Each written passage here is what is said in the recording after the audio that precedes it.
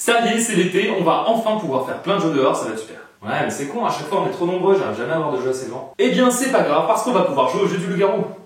Et ça va être incroyable.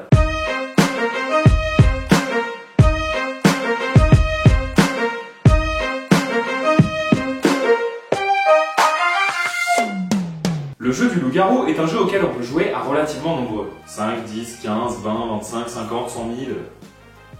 Quoique 100 000 c'est peut-être un peu beaucoup. Le principe est très simple, c'est un jeu qui oppose deux équipes, une minorité informée face à une majorité désinformée. En gros, pour jouer au loup-garou, on n'a besoin de rien, si ce n'est d'être suffisamment nombreux.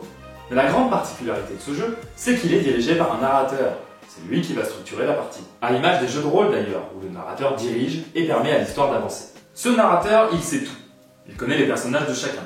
Soit c'est lui qui les distribue, soit il est présent lors du tirage au sort des rôles. Et oui, puisque je le rappelle, il y a deux équipes.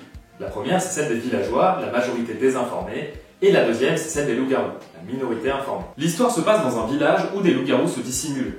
Chaque nuit, le narrateur fait fermer les yeux à tout le monde et réveille les loups-garous, qui se mettent d'accord entre eux pour manger une victime que le village découvrira au petit matin. Quand tout le monde rouvre les yeux, donc. Pour se venger, le village décide d'exécuter quelqu'un que l'on pense être un loup-garou, en se mettant d'accord lors d'un débat, puis en votant. Les loups-garous prenant part au vote, bien entendu. On dévoile le personnage de la victime de ce vote, et on recommence une nouvelle nuit. Le jeu s'arrête lorsqu'une des deux équipes est vaincue. Voilà, ça, c'est le concept de base. Mais ça sort d'où? Connaissez-vous le jeu Mafia? Non? Bah en fait, c'est le même jeu. Sauf que c'est des mafieux et pas des loups-garous. Et que c'est un jeu russe apparu dans les années 80.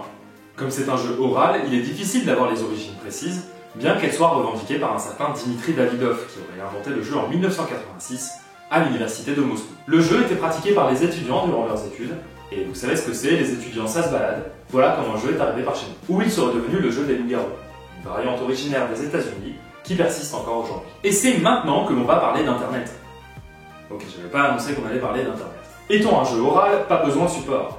Le jeu s'est alors rapidement développé sur des forums ou via des chaînes de mail. Cette structure a permis au jeu de se répandre très vite et de se complexifier, avec de plus en plus de personnes qui participent aux parties, mais aussi avec des nouveaux personnages et même des factions supplémentaires, comme des chasseurs, qui sont à la fois contre les loups-garous et contre les villageois.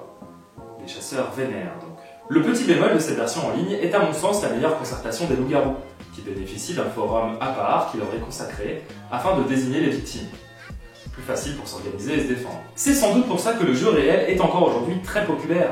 Et les règles du jeu étant dans le domaine public, plusieurs auteurs ont tenté l'aventure de l'édition. C'est le cas d'Hervé Marly et de Philippe Depalière, édité par lui-même, avec le jeu Les loups-garous de Tiercelieu. Tiercelieu serait d'ailleurs le village de Philippe Depalière.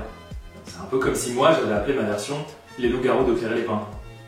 Eh, c'est pas mal ça. Le jeu reprend le concept de base tout en l'améliorant. Déjà c'est un bel objet, ce qui ne mange pas de pain, et la qualité et la quantité des nouveaux personnages est importante. Comme par exemple la voyante, qui chaque nuit peut découvrir le rôle de la personne de son choix. Ou encore Cupidon, qui la première nuit peut unir deux personnes.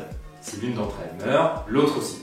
Évidemment, seuls les amoureux sont au courant du lien qui les unisse. Mais ce n'est pas tout, car au jeu de base, on a la possibilité de rajouter deux extensions, avec toujours plus de personnages, et on a également une version en ligne très bien foutue, je vous mets le lien dans la description. Évidemment, on n'est pas obligé de jouer avec tous les personnages, on fait un peu comme on veut. C'est en plus des loups-garous et des villageois, ce qui rend les parties plus complexes et donc plus intéressantes. Bon, vous l'aurez compris, pas besoin du jeu pour improviser une partie à la plage ou en soirée. Il suffit d'un narrateur, de loups-garous et de villageois, et c'est parti mon kiki. Quoi, qu'est-ce qu'il y a? C'est que c'est parti mon kiki qui te fait marrer?